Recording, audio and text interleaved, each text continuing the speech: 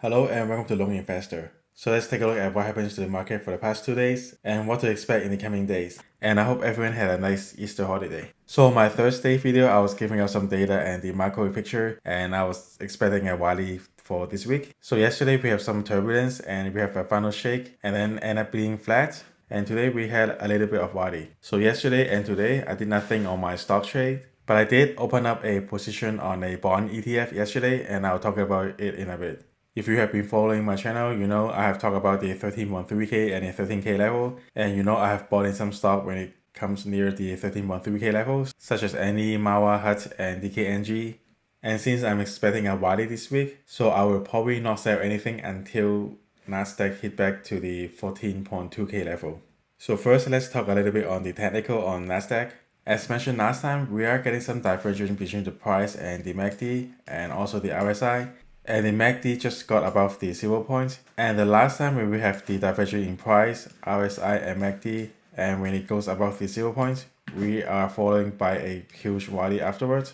So if I'm expecting the same thing and we're at a high low at the moment, at a very optimistic level, we may see the NASDAQ rally back to the first resistance and possibly the next one. And as I have mentioned earlier, there isn't any good data or catalyst that pushes the market up further. And also the FOMC meeting is at the beginning of May, so the possibility of hitting the top resistance is kind of slim at the moment. If the FOMC meeting is in mid-May, then maybe. But right now, there might be too little time for the market to rally all the way up in the top resistance zone. So if it managed to break the first resistance, we'll possibly test the previous high before coming back down to find some support. So a quick look at the TLT. As I mentioned, the TLT is the 20 years Treasury Bond ETF.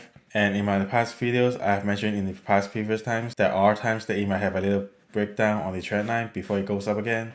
And there is a possibility that it might happen this time. And if we are to zoom in and measure the percentage of drop, so for example, in here is about 4.4%. In here, from the trend line to the lowest point is also 4.4, and here is 5.5. So in the past, we are somewhere between 4.4 to 5.5%. So if we're expecting a 5% drop, it will put the price at around 115, and it will be also very close to the horizontal support that I was talking about. And I was saying that you can consider opening up a position when it is at the support line and then average down when it is at the horizontal support. So yesterday, I did open up a position on a 20 years bond ETF, but it is not the TLT. And it is the TMF. It is a 3 times leverage 20 years Treasury bond ETF. So pretty much when TLT moves 1%, that will move 3%. So if my plan is to average down when this drops 5%, it will be 15% in TMF. So $15 at 15% will be around 12.75. So I guess if it drops below $13, I'll average down and I'll just long hold for a little bit. And as for the 10-year bond yield, so last time I was saying it has a double top with a divergence, so I'm expecting it to have some kind of correction which might benefit the tech market. But yesterday it actually went up a little bit more to have a consolidation, and today it actually gone up a little bit. So this is one of the times that the bond yield and the tech actually move together. As you know, the NASDAQ also moved up today. But overall, we're still getting a divergence in the price and the RSI.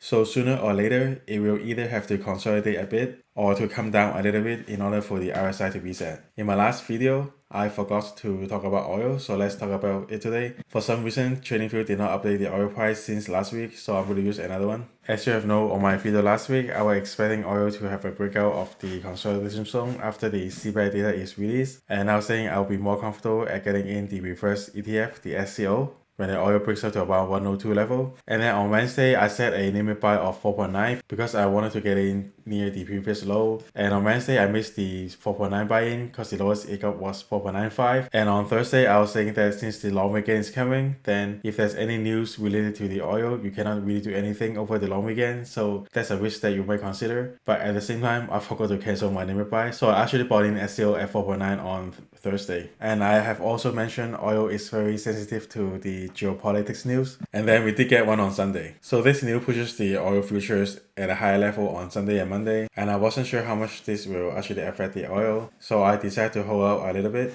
And today it actually got up 8%, and I have sold it around 5.25 in the afternoon. Although in technical, I expect this to come down to 95, but I really cannot keep updating with news like this, so I have decided to exit the oil trade. If oil does manage to drop to like 95, then SCO will at least fill up the gap, so it will probably reach 5.6. So if you can keep up to date with the news, you can keep it for a little bit longer. For me, I just decided to take my 6-7% gain. As for Bitcoin, it did have the little drop between the 38 to 39k, as I was expecting to have similar drop in the previous 2 times. And as you know, lately it followed NASDAQ, so if NASDAQ does continue to go up, then Bitcoin will probably break this downtrend and maybe testing the 45k area again before coming down along with the FOMC meeting. And as for the dollar, we are finally getting to the 101 zone, and we see the divergence are continuing to build up. And as I've mentioned, when the dollar drops, it will benefit the emerging market. And as for Chinese stock, the only one that I will consider is BABA. So for the past 2 days, although it's a green candle, but you do see a lower and lower high. So I do expect it to touch or feel a little bit of this gap before I'm more comfortable at buying in BABA. So this is it for today. If you liked the video,